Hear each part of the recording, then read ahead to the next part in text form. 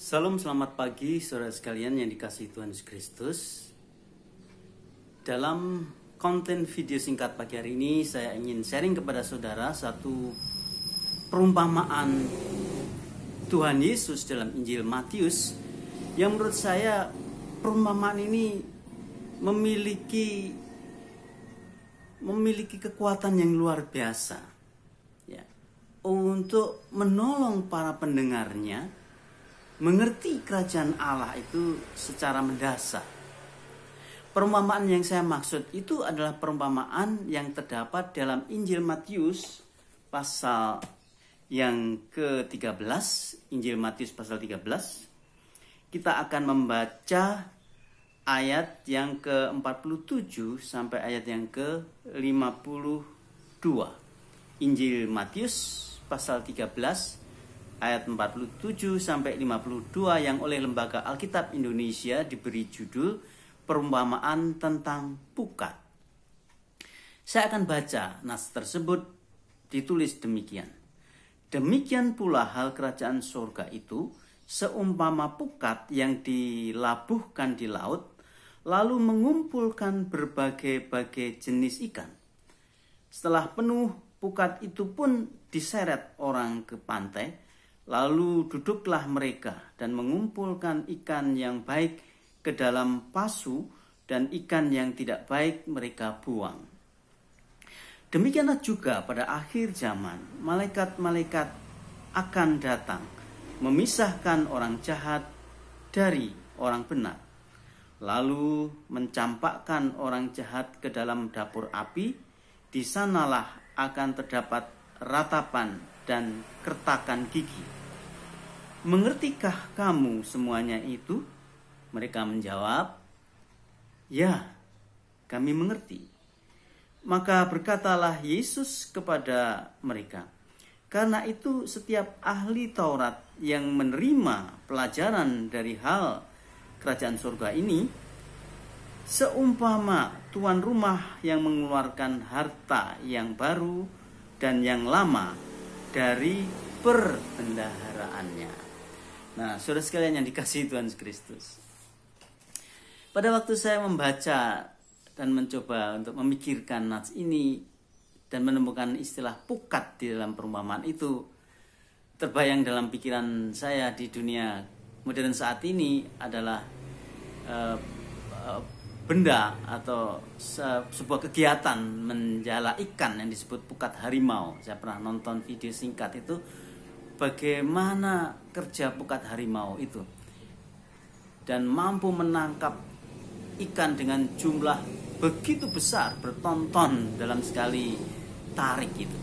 Nah, saudara sekalian yang dikasihi Tuhan Yesus Kristus, pada bagian yang lain Tuhan Yesus mengatakan kepada para murid yang adalah para penjala ikan itu, para pemukat itu, dengan mengatakan, aku akan menjadikan kamu penjala manusia.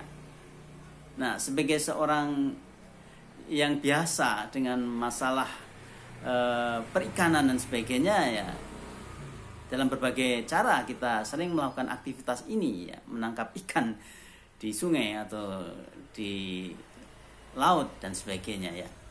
Nah, saudara sekalian, saya berpikir mengapa kerajaan Allah itu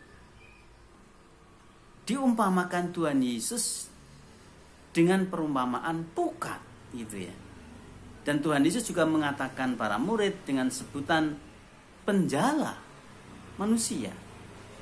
Ya, saya secara awam, secara sederhana mencoba untuk memikirkan ya, mengapa pukat gitu ya. Kita tahu bahwa orang bisa memakai berbagai macam cara untuk menangkap ikan ya. Salah satunya itu ialah menjala atau memancing gitu ya. Kalau kita coba bandingkan tuh menjala dan memancing itu tentu saja memiliki karakter yang berbeda ya.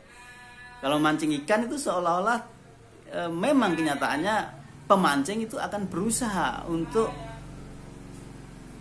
membuat ikan itu ya, tangkapan itu tertarik kepada pancingannya itu ya. Tapi akhirnya ikan itu sendirilah yang menentukan apakah dia akan memakan pancingan itu atau tidak gitu ya. Jadi ya kalau memancing ikan itu ikan yang menentukan apakah pemancing dapat ikan atau tidak. Tapi tidak dengan penjala itu. Penjala ikan itu atau pukat itu. Seorang penjala dia menyebarkan saja alatnya itu jala atau pukat itu ke danau atau ke laut, dan apa saja yang terjerat oleh jala itu akan ditarik keluar air itu. Artinya apa, saudara-saudara? Kita melihat di sini ada karakter yang berbeda di dalam mendapatkan ikan antara menjala dan memancing ikan. Dan nanti kita ternyata ini memiliki makna yang mendasar untuk memahami kerajaan Allah itu. Yang kedua itu seperti yang saya katakan tadi, Tuhan Yesus tidak mengatakan pada para murid jadilah pemancing ikan, tapi jadilah penjala ya, manusia gitu ya. Nanti kita melihat ternyata ini ada kaitannya dengan nilai-nilai yang dasariah, yang esensial dari fakta realitas kerajaan Allah itu. Dan itulah sebabnya kerajaan Allah dalam hal ini oleh Tuhan Yesus diumpamakan seperti jala. Setidaknya ada 3 alasan ya. Ada 3 rahasia yang saya bisa temukan, coba sharingkan hari ini kepada saudara sekalian. Mengapa kerajaan Allah itu diumpamakan seperti pukat atau jala? Setidaknya ada 3 alasan menurut saya itu. Yang pertama, kerajaan Allah itu berbicara mengenai otoritas kerajaan atas kehidupan itu ya. Sama seperti pukat atau jala, pada waktu jala itu ditebar ke air, maka binatang apapun yang berada di bawah jala itu pasti terperangkap dia. Saya menggambarkan di sini kerajaan Allah itu memiliki otoritas yang absolut terhadap kehidupan ini. All inclusive. Allah atau kerajaan Allah itu melingkupi ya. Kerajaan Allah itu memiliki otoritas penuh terhadap seluruh keberadaan kehidupan alam semesta ini. Tidak ada satupun yang luput. All inclusive. Semua berada di bawah otoritas kerajaan Allah. Nanti kita akan menjadi sangat menarik kalau kita mencoba mengembangkan perumpamaan kerajaan Allah itu pada bagian lain. Tuhan Yesus juga sangat tepat menggambarkan kerajaan Allah itu seperti ragi di dalam adonan. Ragi bisa dikatakan hampir tidak kelihatan. Ya. Sedikit saja. Sebuah benda yang kecil saja. Tapi ragi itu memiliki kekuatan yang luar biasa. Itu makna pertama. Bahwa kekristenan itu berbicara mengenai Allah dan kerajaannya yang sepenuhnya berotoritas atas kehidupan manusia ini. Ya. Tidak ada satu otoritas pun di muka bumi ini, baik otoritas yang kita pandang sebagai positif atau negatif ya, dalam kaitannya dengan relasi dengan Allah, yang sanggup untuk membendung atau menghambat otoritas Allah. Semua berada di dalam kendali kekuasaan Allah itu. Itu yang pertama, saudara. Yang kedua, pada waktu pukat dipakai Tuhan Yesus untuk menggambarkan kerajaan Allah, menurut saya itu berkaitan dengan sifat kedua dari kerajaan Allah. Sifat yang bagaimana? Sifat yang kedua dari kerajaan Allah adalah sifat yang bersifat intervensi. Kerajaan Allah itu berintervensi. Kerajaan Allah tidak menghadirkan Allah yang lemah, pasif, masa bodoh, ya, bertopang tangan dan menutup mata untuk keadaan dunia ini. Atau Allah yang berusaha untuk minta pengakuan terhadap makhluknya. Sama sekali tidak. Sehingga kalau ada pertanyaan, kok orang Kristen menyembah Yesus sebagai Tuhan? Bukankah Yesus tidak pernah minta untuk disembah sebagai Tuhan?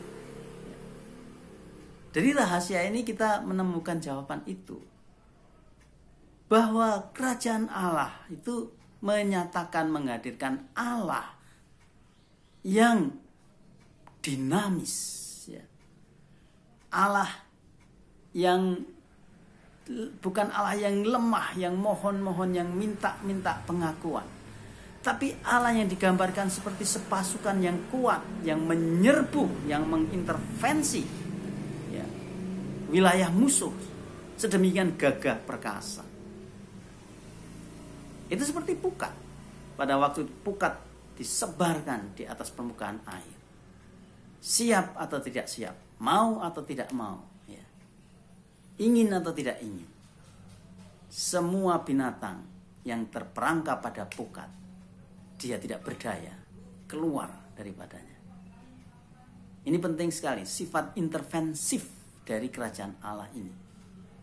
Saudara sekalian, kalau kita tidak mengikuti, tidak mentaati perintah Tuhan, dan tidak merelakan diri melakukan pekerjaan Tuhan bersama-sama dengan Allah, tidak masalah bagi Allah. Ya, karena apa? Karena Allah itu adalah Allah yang memiliki energi yang luar biasa untuk mengintervensi sejarah manusia, kehidupan manusia ini. Nah, saudara sekalian, ini menjadi sangat penting. Ini juga sekaligus seharusnya tidak membuat orang-orang percaya itu menjadi gegabah, underestimate, ya, merasa diri hebat. Bukan itu pengertiannya. Tapi intervensi kerajaan Allah itu berbicara mengenai kuasa kerajaan, ya, otoritas kerajaan Allah itu, ya, daya dobrak rohaniah dari kerajaan Allah itu terhadap pintu-pintu, benteng-benteng, ya, pagar-pagar perlawanan, penolakan sehebat apapun, ya, sehebat apapun, sekuat apapun penolakan manusia dan pemikiran manusia terhadap Allah, tidak akan pernah berhasil. Karena Allah itu seperti kekuatan kerajaan dengan pasukan yang hebat, sedang berintervensi, sedang mengintervensi, sedang menyerbu, ya, wilayah musuhnya itu, yaitu penguasa alam semesta ini. Itu sifat yang kedua dari kerajaan Allah. Kerajaan Allah itu bersifat intervensi. Dia adalah, kerajaan Allah itu adalah kekuatan rohaniah, spiritualitas yang tidak terbendung, ya, yang maha kuat. Siapapun yang diserbu oleh kerajaan Allah itu, ya, tidak akan mampu bisa menolaknya. Itu yang kedua. Yang ketiga, saudara sekalian, dari perumpamaan pukat untuk menggambarkan realitas rohaniah kerajaan Allah yang sedang hadir dan bekerja itu, Tuhan Yesus menyingkapkan sebuah pengertian rahasia dari realitas kerajaan Allah itu, bahwa kerajaan Allah itu memiliki wewenang mutlak terhadap kehidupan. Ini berbicara mengenai the sovereignty of God. Allah yang berdaulat, berwenang penuh atas kehidupan. Menarik sekali di sini, saudara. Tuhan Yesus menggambarkan kerja pukat itu. Pada waktu pukat itu disebarkan di laut, pukat harimau itu disebarkan di laut, maka bertonton binatang laut itu akan terjerat di dalam pukat itu dan orang akan menariknya. Seluruh binatang yang terjerat dalam pukat itu, apakah berhenti di situ? Tidak. Pemukat dia akan memilah binatang apa saja yang dikehendakinya dan membuang binatang apa saja yang tidak dikehendakinya. Ini gambaran sangat tepat mengenai wewenang kerajaan Allah.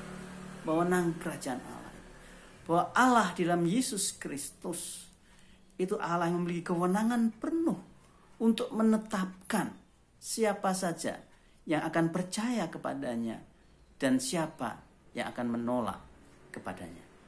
Jadi penghormatan kita kepada Allah dalam Yesus Kristus, tentu saja penghormatan karena kedaulatannya untuk memilih orang yang dikehendakinya dan menolak siapa saja yang Tuhan tidak dikehendakinya. Ini menjadi menarik, saudara. Ini sama sekali tidak menggambarkan mengenai realitas kerajaan Allah yang lemah dan tak berdaya itu. Tetapi kerajaan Allah itu adalah realitas rohaniah yang keberadaannya itu memiliki otoritas, memiliki kekuatan untuk menyerbu, mengintervensi, dan memiliki wewenang yang penuh untuk menetapkan nasib dunia ini, nasib setiap pribadi manusia, nasib setiap makhluk. Amin. Kiranya Tuhan Yesus memberkati kita. Puji Tuhan.